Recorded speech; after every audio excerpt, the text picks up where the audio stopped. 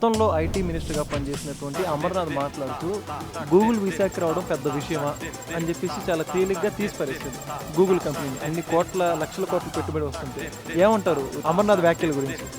First of all previous IT minister ఎవరండి మనకి, అంటే నాకు ఐడియా లేదు. అమర్నాథ్ అండి మాట్లాడుతుంటాడు కదా.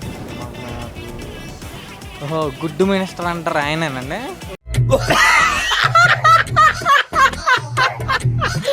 కోడిగుడ్డు అంటారా? కోడిగుడ్డు మినిస్టర్.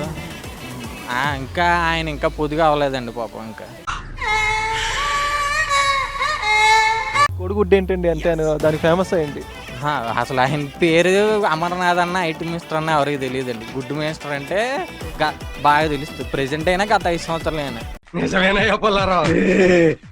గూగుల్ సంస్థను తీసుకురావడం అన్నది అంత తేలికైతే గత 5 సంవత్సరాల్లో కనీసం మీరు ఏం తీసుకొచ్చారు? ఎన్ని కంపెనీలు తీసుకొచ్చారు? గూగుల్ని పక్కన పెట్టండి, చిన్న ఐటీ కంపెనీ తీసుకొచ్చారా?